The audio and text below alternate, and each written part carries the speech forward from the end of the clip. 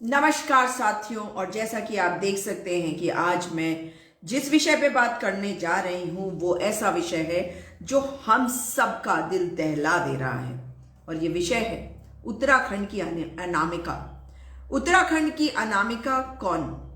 जिसका हुआ अपहरण और बलात्कार, और बलात्कार नहीं, गैंगरेप, और उसके बाद हुई उसकी हत्या। और अब उसके तीनों हत्यारों को, तीनों बलात्कारियों को जिन्होंने एक साथ मिलकर 3 दिन तक उसके साथ गैंगरेप किया, उसको, उन तीनों को छोड़ दिया गया है। अब उसके ये 3 बलात्कारी अगर छोड़ दिए गए हैं, हाँ, मैं बात कर रही हूं किरण नेगी की। किरण नेगी का नाम उस जजमेंट में अनामिका दिया गया है, क्योंकि आप जानते हैं कि ये नाम बिल्कुल साझा हो गया है, सबको इस नाम को ले रहे हैं और सब आक्रोशित हैं। मगर क्योंकि जो विक्टिम होते हैं उनका नाम नहीं लिया जाता ऐसे मामलों में, खास करके जब महिलाओं की बात होती है। तो इसलिए अगर बात करें हम किरण नेगी की, तो क्या किरण नेगी को न्याय मिला? नहीं मिला। सिस्टम की गलती बताई गई, बहुत कुछ बताया गया, लेकिन आज से 10 साल बाद क्या होने वाला है वो भी दिख रहा है। यानी कि अंकिता भंडारी हत्याकांड में जो कुछ अंकिता के साथ हुआ, क्योंकि वो गरीब परिवार की है और क्योंकि उत्तराखंड की भारतीय जनता पार्टी की सरकार अपनी बेटियों के लिए खड़ी नहीं हो सकती, इस कारण से इस बेटी को न्याय नहीं मिलने वाला, नहीं मिलने वाला, नहीं मिलने वाला। क्योंकि भाजपा की नेत्रियां, वो भाजपा की नेत्रियां जो बहुत बढ़ चढ़कर बोलती हैं, हाय तौबा मचाती हैं छोटी छोटी बातों पर, लेकिन अंकिता भंडारी के लिए बोल नहीं पा रहे। कितनी बेशर्म है ये औरतें, कितनी बेशर्म है इनकी महिला मंत्री जो बोल नहीं पा रही। तरह तरह के कपड़े पहनकर, सज धज कर वो आज राज्य स्थापना दिवस मना रही। कैसे मनाया आपने राज्य स्थापना दिवस? शर्म आनी चाहिए। आज उत्तराखंड शर्मसार है, क्योंकि उत्तराखंड महिलाओं के बलिदानों से बना हुआ राज्य है। मुख्यमंत्री महिलाओं के बलिदानों से बना हुआ राज्य है। और आज आप अगर अपनी तस्वीरें छपवा रहे हैं, अपनी फोटोएं लगवा रहे हैं और उत्तराखंड की मातृशक्ति बोल नहीं रही है, तो धिक्कार है ऐसी मातृशक्ति पर, धिक्कार है उन लोगों पर, उन महिलाओं पर खास करके जो आज बोल नहीं रही, जो भाजपा में चली गई हैं और जो कभी राज्य आंदोलनकारी होती थी। आप राज्य आंदोलनकारी बताने की कोशिश भी ना करिएगा, क्योंकि ये महिलाएं उत्तराखंड को कलंकित करती हैं। ये भाजपाई नेता नेत्रियां उत्तराखंड को कलंकित करती हैं, क्योंकि अंकिता भंडारी के लिए न्याय नहीं मान सकती। बेशर्म है इनकी मंत्री, बेशर्म है आज महिला कमीशन की अध्यक्ष। शर्म नहीं आती महिला कमीशन की अध्यक्ष को कि आज खड़े होके नहीं पूछ रही कि कौन है वो वीआईपी, कौन है वो वीआईपी जिसने अंकिता भंडारी के साथ ये सब करवाया, जिसके कारण ये सब हुआ। क्यों नहीं बता रहे आप लोग कि कौन है वो वीआईपी जिसने बेटी अंकिता भंडारी के साथ ये सब बेशर्मी करी और करी। क्योंकि आपने अब मेरा पिछला लाइव देखा होगा, उसमें मैंने आपको उस महिला से मिलाया था, जिस महिला ने, जिनका नाम अधिवक्ता है और उनका नाम प्रमिला रावत है, उन्होंने उस शव को देखा था, उन पर लाठीचार्ज हुआ था। अभी तक उनका दर्द खत्म नहीं हुआ, इतने उनके शरीर पर दर्द है, क्योंकि उन पर लाठीचार्ज हुआ था जब अंकिता भंडारी का पोस्टमार्टम हो रहा था ऋषिकेश में। तो ये बता रहा है कि भारतीय जनता पार्टी की सरकार इतनी बेशर्म हो चुकी है और हमारा मुख्यमंत्री इतना बेशर्म हो चुके हैं कि उनको शर्म नहीं आती कि उत्तराखंड की बेटी के साथ जो हुआ है उसमें लीपापोती कर रहे हैं। कौन से मध्य प्रदेश से आया नेता है, कौन सा कहां से आया नेता है, उसको बचाने की कोशिश कर रहे हो? कुछ तो शर्म करो। ये उत्तराखंड की बेटी है, आज कुर्सी पर बैठे हो मुख्यमंत्री जी, कल कुर्सी पर नहीं रहोगे। आज अहंकार है, कल यह अहंकार टूट जाएगा।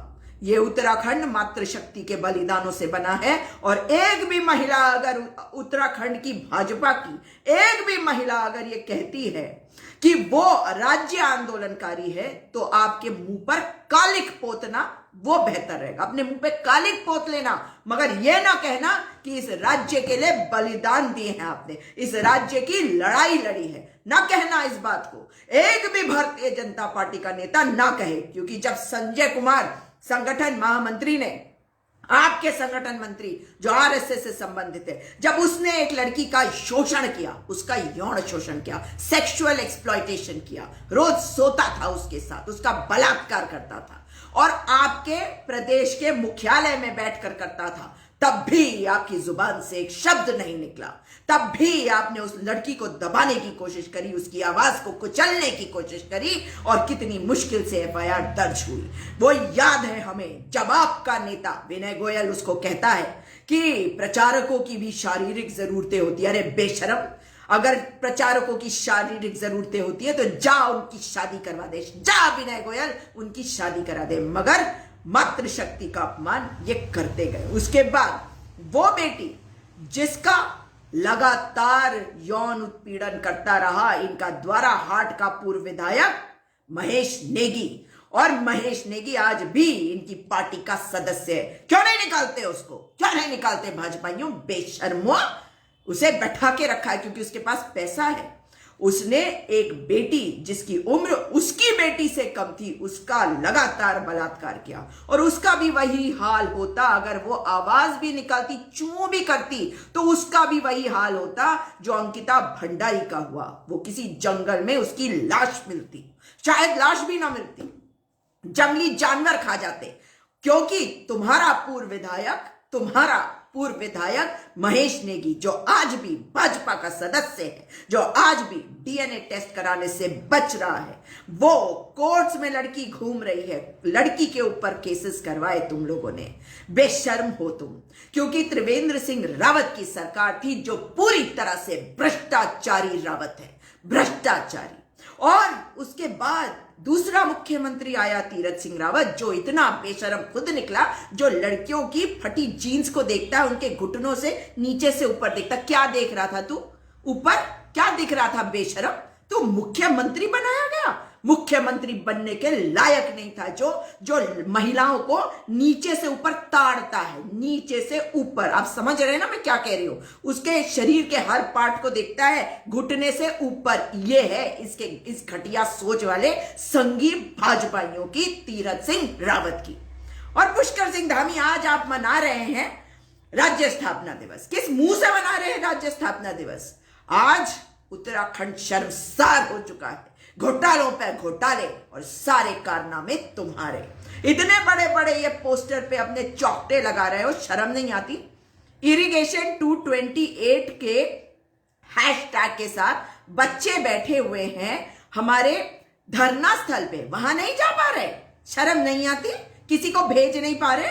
जब वोट चाहिए थे तो भीख मांग रहे थे वोटों के लिए, अब वो बच्चे वहां बैठे हुए हैं तो जा नहीं पा रहे। उस वक्त भेज रहे थे अपने उस प्रवक्ता को जो अपने आप को राज्य आंदोलनकारी बताता है। और बेशरम, तू अपने आप को राज्य आंदोलनकारी दोबारा मत बताना, क्योंकि तू बेशरम है। तू जाता है हर आंदोलन में, बच्चों को गुमराह करता है, उन्हें डराता है। और आज स्थिति यह है कि चारों तरफ युवा रोजगार के लिए परेशान है, महंगाई से जनता त्रस्त है। कुछ दिन के लिए चुनाव के पहले ऐसे राशन दिया और बताया कि अरे मोदी जी रहेंगे तो राशन मिलेगा। अरे बेशर्मो, खा गए राशन?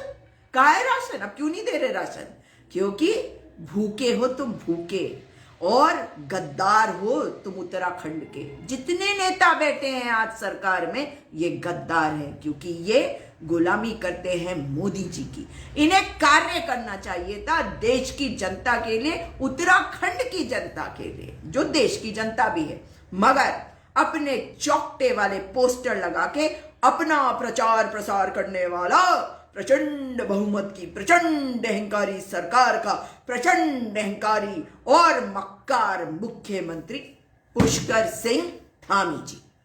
पुष्कर सिंह धामी जी, आपने जिस डीजीपी को बैठाया है, उस डीजीपी से जरा पूछो कि अब क्या कहेंगे वो। उन्होंने कहा कि पुलकित आर्या जो अपराधी है, जिसने अंकिता भंडारी की हत्या करी, जो उसका शोषण करवा रहा था, उसने बताया कि अंकिता भंडारी कनाल में कैसे गिरी, उसने धक्का मारा, यही बताया ना।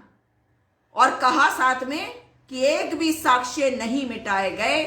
रिजॉर्ट से झूठे और मक्कार सारे सारे साक्ष्य मिटाए गए हैं वहां से, क्योंकि पहले वहां पर जो हमने देखा, जो तस्वीरें देखी, वहां के कर्मचारियों की बातें सुनी, वहां पे काम करने वाले लोग बता रहे थे कि कैसे वहां झगड़ा हो रहा था।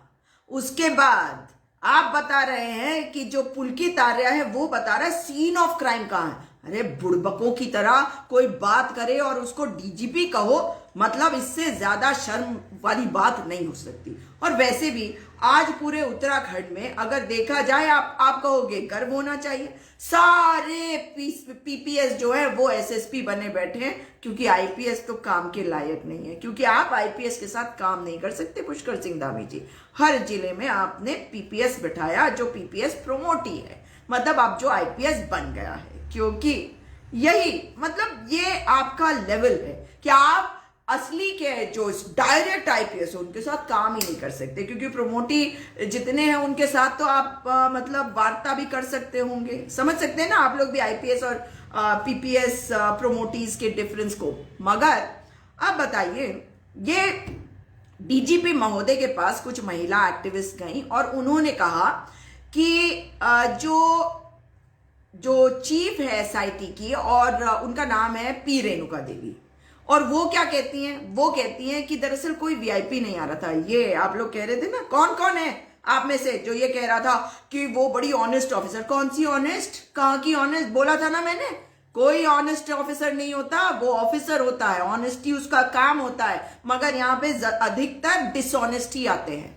अगर वो ये कह रही हैं, सुनिएगा ध्यान से, वो कह रही है अंकिता भंडारी को किसी वीआईपी से नहीं मिलना था। वहां एक कमरा है जिसको वीआईपी कमरा कहते हैं, इसलिए कंफ्यूजन हो गया। तो महिलाओं ने जाके डीजीपी से कहा, डीजीपी ने कहा कि हाँ हमारी तरफ से पूरा हो चुका है जितना हमने करना था, और वो सचमुच में वो कमरा ही वीआईपी। अरे ये तो बता दो पी रेणुका देवी जी और अशोक कुमार जी, वो कमरे को जरूरत थी एक्स्ट्रा सर्विसेज की, मतलब कमरा मांग रहा था एक्स्ट्रा सर्विसेज की, आप करिए एक्स्ट्रा सर्विस दीजिए कमरे को। मतलब क्या, कैसी बेतुकी बात, और कैसे घुमाई जा रही है सारी की सारी बात। समझिए आप इस बात को। और मैं यहां पे ये जरूर जोड़ना चाहूंगी कि अंकिता भंडारी के केस में जो आरोपित है उसको, और जो अपराधी भी है उसको अपराधी ही माना जाएगा, जिस अपराधी को यह कहा जा रहा है कि उसने नहर में फेंका धक्का मार के जीवित या मृत अंकिता को। तो अब सुनिए कि किरण नेगी के मैटर में क्या हुआ। किरण नेगी के मैटर में जिस तरीके से ये पूरे मैटर का जजमेंट आया, इसके बारे में आपको कल बताऊंगी, अभी मैं पढ़ रही हूं उसको। तो ये देखिए कि छावला का जो क्षेत्र है आपके दिल्ली में, वहां पे 19 साल की अनामिका यानी कि किरण नेगी के साथ जो कुछ हुआ, उसमें सुप्रीम कोर्ट ने ये कहा कि बहुत सारा, मतलब इसमें उन्होंने कहा कि एविडेंस नहीं है ये प्रूव करने के लिए जो अपराधी है उसने अपराध किया, जो बलात्कारी है उसने बलात्कार किया, जो हत्यारे हैं उन्होंने हत्या की। लड़की तो मर गई ना, तो लड़की की हत्या किसने करी? वो वैसे ही मर गई या हत्या हो गई? हत्या हुई। यानी कि जब आप मर जाएंगे तो आपको न्याय नहीं मिलने वाला इस देश में, और उच्चतम न्यायालय न्याय नहीं देगा। लोअर कोर्ट अगर न्याय दे देती है, हाई कोर्ट उसे न्याय दे देती है। और देखिए फरवरी 2012 की घटना में जो अपराधी थे उनको सजा मिल गई थी 2014 में। 2014 से ये मैटर 2022 तक माननीय उच्चतम न्यायालय में पेंडिंग था, और फाइनल हियरिंग अप्रैल में हुई, और तब से अब तक दोबारा से हियरिंग नहीं हुई, मगर जजमेंट यूं सुना दिया गया, यूं, और उसमें खामियां बता दी गई। उसमें बताया गया कि कोई आइडेंटिफिकेशन परेड नहीं हुई थी, उसमें बहुत सारे ऐसे जो विटनेस थे उनको एग्जामिन नहीं किया गया था, जबकि DL, pan card, ATM, school की टीसी की कॉपी, उस राहुल का वॉलेट, ये सब कुछ मृतका के शरीर के पास गाड़ी के अंदर मिला था। ये सब मिला था।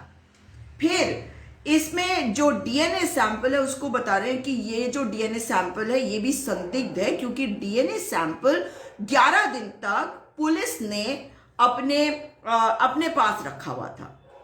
अब आप मुझे बताइए कि अगर पुलिस ने रखा तो ये उसको मालखाना कहते हैं, मालखाना में रखा था। जो ट्रायल कोर्ट है वो कह रही है रेयरेस्ट ऑफ रेयर केस है।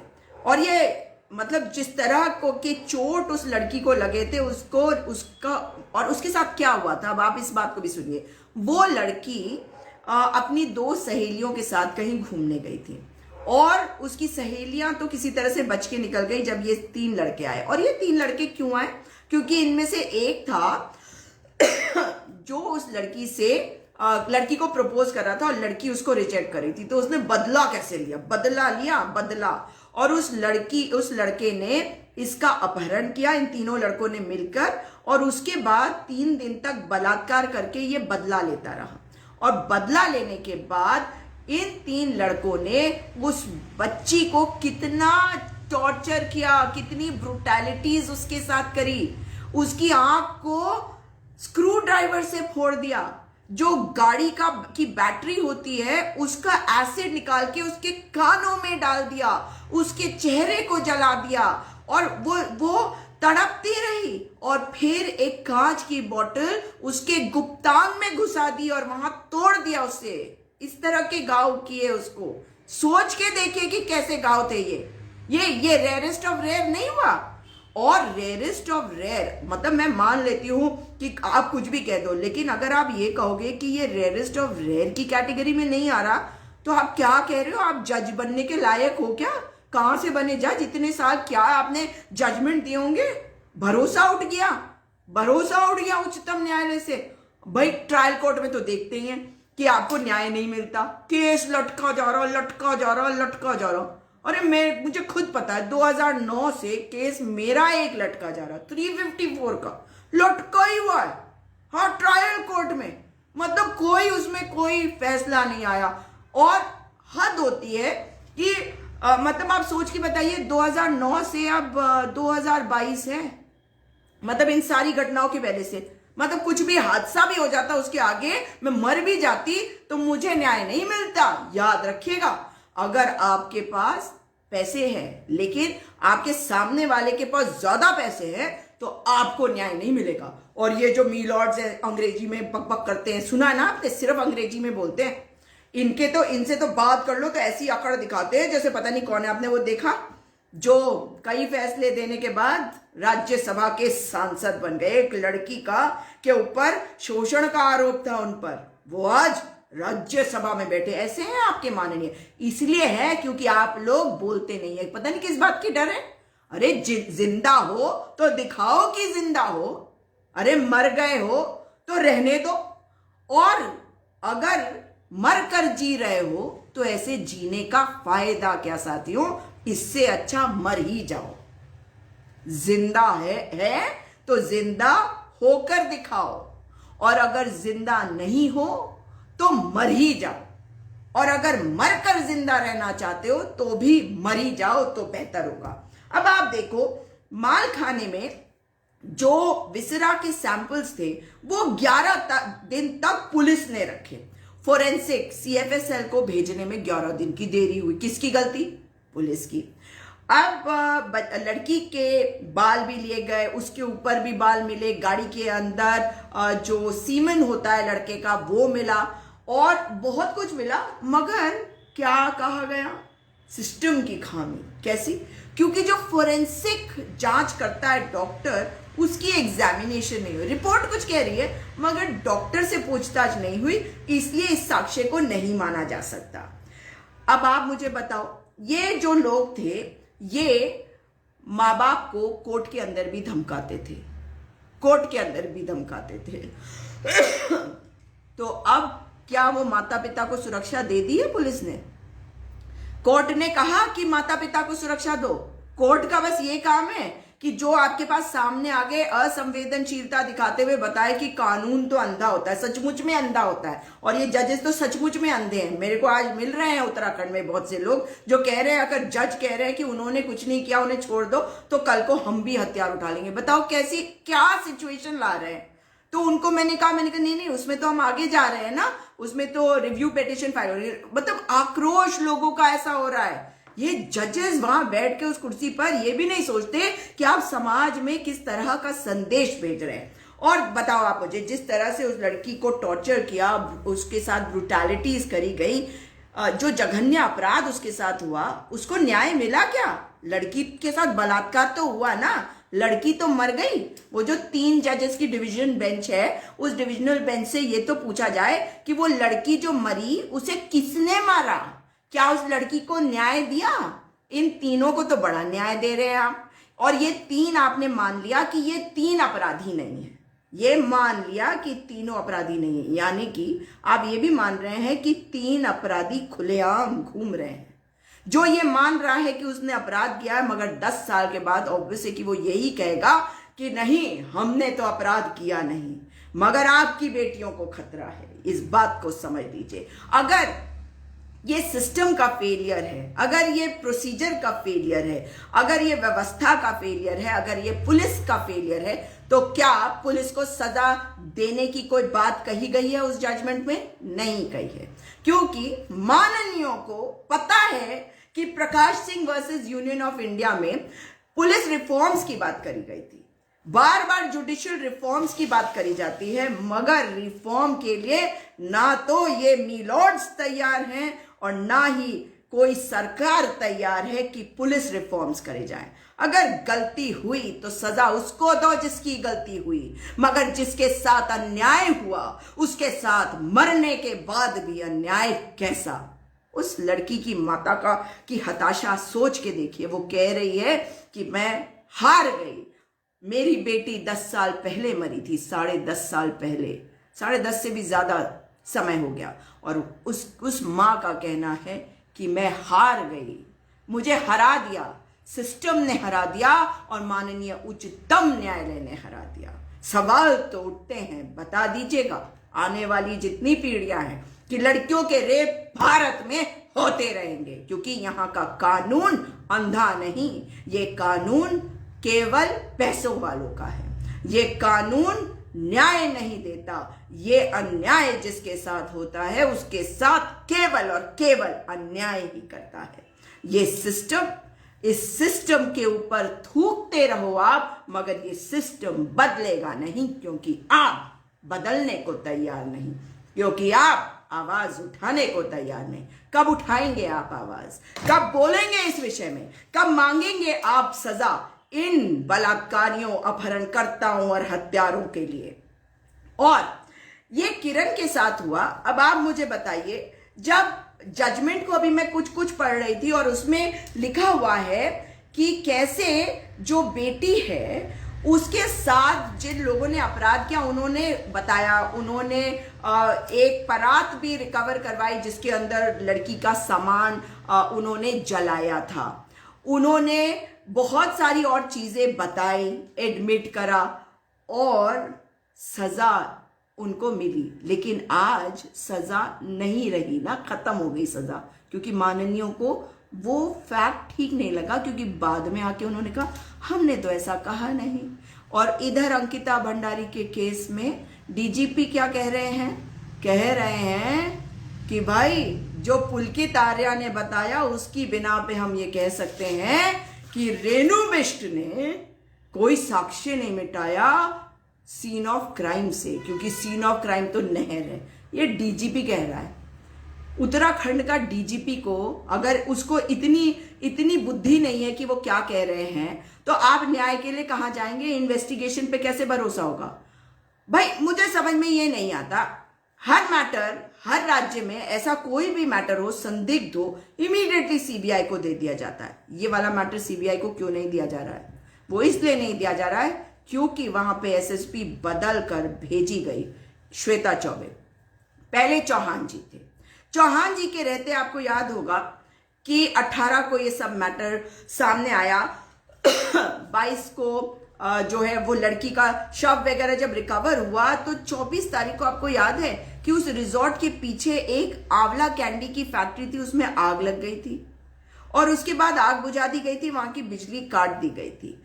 और अगर वहां पर कोई इन्वर्टर है तो मुझे बताइए इन्वर्टर कैसे काम करेगा? बिजली आई नहीं रही तो इन्वर्टर क्यों काम करेगा? है कि नहीं है? मगर शॉर्ट सर्किट पता नहीं क्या, क्योंकि जब एसएसपी चौहान जी थे वहां पूरी नाकेबंदी पूरी तरह से थी। उसके बाद एसएसपी चौहान जी जाते हैं, श्वेता चौबे जी एसएसपी बनकर आती हैं और जिस दिन वो चार्ज लेती हैं अगली सुबह उस छावनी वाली रिजॉर्ट में उस आंवले कैंडी की फैक्ट्री में आग लग जाती है।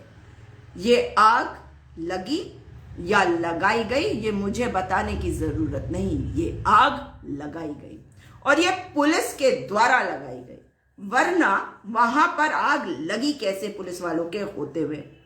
और वहां पर आग उसी जगह पे लग रही है जहां पे वो आंवले कैंडी की फैक्ट्री है। समझ रहे हैं आप? मतलब वहां कुछ साक्ष्य हैं जिनको मिटाया जा रहा है। अगर सीबीआई जांच पहले ही हो जाए तो वहां से वो साक्ष्य मिल जाते, अब वो साक्ष्य भी नहीं मिलेंगे। हाथरस की बेटी याद है? हाथरस की बेटी को कैसे जलाया गया था, झोंक दिया गया था आग में और कह दिया गया था कि लड़की के साथ बलात्कार नहीं हुआ। ये तो किस्मत थी कि बेटी को दिल्ली ले जाया गया था इलाज के लिए, तो ये पुष्टि हो गई बाद में।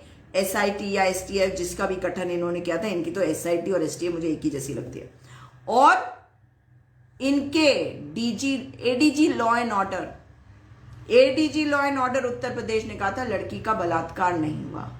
और बाद में जो भी एसआईटी या एसटीएफ की चीफ थी उन्होंने कहा कि हुआ। और हमारे उत्तराखंड में वाह भाई वाह, पी रेणुका देवी जी वाह भाई वाह, मतलब कैसा ये दबाव है। महिला होके आप ये कह रही हैं वीआईपी एक कमरा था, कमरे को एक्स्ट्रा सर्विस चाहिए थी अंकिता से। अंकिता पर जोर दिया जा रहा था कि भाई वो आ रहा है, वो वीआईपी कमरा आ रहा था, चल के आ रहा था, जो कमरा रिजॉर्ट के अंदर था वो चल के आ रहा था क्योंकि उसे एक्स्ट्रा सर्विस चाहिए थी। नहीं, कुछ तो ऐसा हुआ। जो वो काली गाड़ी में 4 लोग आए थे वो कौन थे? वो वीआईपी कौन था जो वहां पर हो सकता है कि आ चुका था और उसने जो कुछ भी बेटी अंकिता के साथ किया उस बात को छुपाने की कोशिश कर रही है आज पुलिस, क्योंकि पुलिस पार्टी बनी हुई है सरकार की नहीं, भारतीय जनता पार्टी की।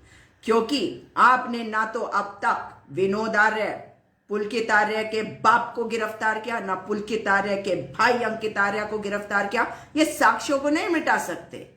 और दूसरी तरफ रेणु बिष्ट जो विधायक है यमकेश्वर की, वो कहां है? उसको अरेस्ट नहीं करोगे? एफआईआर तो दर्ज कर रहे हो, सुना है, वो भी कोर्ट के दबाव में, आदेश में या जो भी, लेकिन अरेस्टिंग कब होगी रेणु बिष्ट की? और वहां की पूर्व की भारतीय जनता पार्टी की विधायक, महिला विधायक, इसके पहले जो आज राज्य में स्पीकर है, सोचिए, विधानसभा अध्यक्ष रितु खंडूरी भूषण, मतलब मेजर जनरल बीसी खंडूरी जो चीफ मिनिस्टर थे, उनकी बेटी। एक तो घोटाला होता है उनके यहां और किस तरह का वो फैसला देती है ऐसा फैसला देती हैं भर्ती घोटाले में कि वो उच्च न्यायालय में जाके पलट जाता है। ऐसे तो इनकी कार्य प्रणाली है रितु भूषण की। और रितु भूषण जी को ये भी तो बताना चाहिए कि ये अपने एफिडेविट में एड्रेस देती हैं दिल्ली का, चुनाव लड़ती हैं उत्तराखंड में यमकेश्वर में, फिर यमकेश्वर में ये वोट डालती हैं। नाम आपका है दिल्ली में, आप वोट डालती हैं, यमकेश्वर में विधायक बन जाती हैं, प्रचंड बहुमत की सरकार, कोई सुनता नहीं। फिर उसके बाद इस बार कोटद्वार से जाकर लड़ती हैं चुनाव, तो वहां जाकर वोट देती हैं। चलिए, यमकेश्वर से ट्रांसफर करा दिया आपने कोटद्वार, नहीं, आपने दिल्ली से भी ट्रांसफर नहीं करवाया, आपने यमकेश्वर में कटवाया, कोटद्वार में लिखवाया और दिल्ली में जो था उसको वैसे ही छोड़ दिया। जब मैंने इस विषय को उठाया तब इन्होंने अपना नाम हटवाया दिल्ली वाले वोटर लिस्ट से। राज्य के बाहर आप रजिस्टर हैं और राज्य में अगर आप चुनाव लड़ रही हैं तो आपका चुनाव जो है पूरी तरह से अवैध हो जाता है। आप तो अवैध कार्य करने में बहुत माहिर हैं, क्योंकि आप यमकेश्वर की विधायक थी और सारे रिजॉर्ट वहां पर आपके समय पे आए। आपसे पहले विजया बड़थवाल थी, भाजपा की नेता, महिला कमीशन में भी गई, और उनके समय पे ये रिजॉर्ट शुरू हुए थे। मगर ये रिजॉर्ट जो बड़े थे ना, वो रित्तू खंडूरी जी के टाइम पर बड़े थे उस पूरे एरिया में। उनसे सवाल नहीं करे जाएंगे कि भाई ये इतने रिजॉर्ट आए और यहाँ पे महिलाओं का उत्पीड़न होता है। आपके समय में कौन कौन सी बेटियों का उत्पीड़न हुआ, कभी आपने पता लगाने की कोशिश करी? आखिर आप तो वहां की विधायक थी ना, ये तो आपकी जिम्मेदारी है। अगर आज कोटद्वार की है तो भूल गई जहां पे थी, या ये चलता रहेगा? और लोग जिम्मेदार हैं, आप जिम्मेदार हैं। अगर अंकिता भंडारी के साथ जो कुछ हुआ है ना, आप जिम्मेदार हैं, क्योंकि आप इन्हें अहंकारी बनाते हैं। आपके कारण ये अहंकार में डूबे रहते हैं। दुख की बात है। मगर किरण नेगी के साथ कैसे होगा न्याय, जब नहीं हो रहा है न्याय आज माननीय उच्चतम न्यायालय के द्वारा भी, तो अंकिता भंडारी के साथ कैसे हो जाएगा न्याय? होगा न्याय। अभी तक मामला ट्रायल में नहीं जा रहा, क्योंकि जांच बताई जा रही है कि पूरी हो गई, मगर कुछ निकल के नहीं आ रहा। वीआईपी का नाम ये छुपा रहे हैं, क्योंकि वीआईपी भाजपा और संघ का बड़ा व्यक्ति है। बताओ कौन है वीआईपी? बताओ कि कहां है संजय कुमार जो संगठन मंत्री था? उस केस में क्या हुआ ये बताए उत्तराखंड की भाजपा सरकार। बताए कि महेश नेगी कब तक आपकी पार्टी का सदस्य रहेगा, जबकि उसके ऊपर आरोप है कि उसने एक मासूम लड़की को मां बनाया। उसके साथ जो कुछ किया वो हम सब ने देखा। अरे उसका भी हाल तुम लोग ऐसा ही करते, अंकिता भंडारी की तरह मार के फेंक देते किसी जंगल में, मिलती भी नहीं लाश उसकी, जंगली जानवर खा जाते। महेश नेगी विधायक को अभी भी इन्होंने अपनी पार्टी में रखा हुआ है। यही है भाजपा का चाल चरित्र चेहरा। आपने देखा एक महिला निकल के आ जाए और बोल दे कि अंकिता भंडारी के साथ यह अन्याय क्यों हुआ, बोल दे कि वीआईपी का नाम साझा करो, हम महिलाएं हैं। खबरदार जो बोला कि आप लोग राज्य आंदोलनकारी हो, आप नहीं हो। खबरदार जो बोला कि भाजपा की वजह से उत्तराखंड राज्य मिला, नहीं मिला। उत्तराखंड राज्य के आंदोलनकारियों की वजह से मिले, और जो आंदोलनकारी आज भाजपा में गए हैं वो गुलाम हैं, और उन्हीं की वजह से आज त्राही त्राही हो रही है पूरे उत्तराखंड में। और आज आप राज्य स्थापना दिवस मना रहे हैं। राज्य स्थापना दिवस पर मैंने सुना है कि आपकी महिला मंत्री जो है बड़ी वो कॉस्ट्यूम पहन के आई थी। कॉस्ट्यूम इसलिए बोल रही हूं, वो पारंपरिक वेशभूषा नहीं, उनके लिए कॉस्ट्यूम है, ड्रामा है, ड्रामा करने आई है वो। इसलिए बड़े दुख के साथ मुझे कहना पड़ता है कि आप लोग उत्तराखंड की मातृशक्ति का मजाक उड़ा रहे हो, उनका उत्पीड़न करते हो। उनका उत्पीड़न जो करता है उनका संरक्षण करते हो, क्योंकि कमजोर नेता हो। जब हम उत्तर प्रदेश के हिस्से थे तो हमारे यहाँ करीबन 16 विधायक होते थे, और वही 16 अब करीबन शायद 17 में तब्दील हो गए हैं, या 8 विधायक थे। बहुत कम विधायक होते थे, मुझे अच्छी तरह से याद है। लेकिन इसका कारण क्या हो सकता है, कोई सोच के बताए। वो ये है कि जब इतने सारे विधायक पैदा हो गए तो ऑब्वियस है कि नेता के तो गुण नहीं है, मगर विधायक बन गए तो एक जो मुख्यमंत्री बने। भाई भाजपा कांग्रेस पार्टी ने 3 मुख्यमंत्री दिए, उनमें से एक आज भाजपा की गोदी में बैठा है, विजय बहुगुणा। उसके बेटे ने इतना कांड किया हुआ था, उसके बड़े बेटे ने, तो इसी वजह से बड़े बेटे को पॉलिटिक्स से हटाकर और एक चुनाव नहीं जीत पा रहा था, और दूसरे छोटे वाले बेटे को किसी तरह से चुनाव में ला के विधायक बनाकर 2 बार से बैठे हैं। और उसको वही कभी कहता है कि मेरे ऊपर हमला होने वाला है, कोई जादू टोना कर रहा है। मतलब आर यू ऑल स्टूपिड और what? Is something wrong with your brains? कि कोई जादू टोना कर रहा था मुझ पे ना, मेरी हत्या करने की साजिश कर रहा कोई। ये सौरभ बहुगुणा ने कहा है कि हाँ उसका एक षड्यंत्र रचा जा रहा था, कोई जादू टोना करके उसकी हत्या का षड्यंत्र कर रहा था। मतलब कहीं सुना आपने? मतलब कहाँ से आते हैं ये लोग? मतलब कहाँ से, इनके दिमाग कहाँ से आते हैं? आप खुद सोचिए। जो बात मैं आपको बता रही हूँ सच है, आप चेक कर लीजिए अगर आपको लगता है कि मैं ऐसे ही बोल रही हूँ। भाई तो जब राज्य में अगर त्राही त्राही कर रही है जनता, तो इसका कारण है जनता, क्योंकि जनता ही जनार्दन होती है। अगर किरण नेगी के जजमेंट पे भी आक्रोशित नहीं हुई वो महिलाएं जो भाजपा में हैं, तो वो महिला कहलाने के लायक नहीं है। आप पर थूकता है उत्तराखंड और पूछता है उत्तराखंड, जुबान बंद क्यों है? क्या आप एक माँ, एक बेटी नहीं है? क्या आपके घर में बच्चे नहीं हैं, माताएं नहीं हैं, बहनें नहीं हैं? और मेरे भाई भी हैं वहां पे भाजपा में, उनसे भी पूछना चाहती हूँ, क्यों हो चुप? ऐसी राजनीति का क्या करना? मैं तो सलाम करती हूँ उनको जो पिंकी हत्याकांड जो उत्तरकाशी का है, जिस देवाल ब्लॉक का, जिसमें 15 साल की एक बच्ची के साथ, आप समझ ही सकते क्या हुआ, और वो शोषित वंचित समाज से थी, उसके साथ इतना जघन्य अपराध करके उसको मार दिया गया। मगर भाजपा के नेता संघ से जुड़े व्यक्ति का जब नाम आया उसमें, तब इनके भाजपा के मंडल अध्यक्ष ने इमीडिएटली बिना रुके, उनका जमीर जिंदा है, उन्होंने भाजपा की सदस्यता से इस्तीफा दे दिया। भाजपा की सदस्यता से तो मुझे नहीं कहना चाहिए, पर मंडल अध्यक्ष पद से इस्तीफा दे दिया। इसलिए मैं मान के चल रही हूं कि शायद भाजपा से नाराज होकर उन्होंने भाजपा से भी इस्तीफा दिया होगा।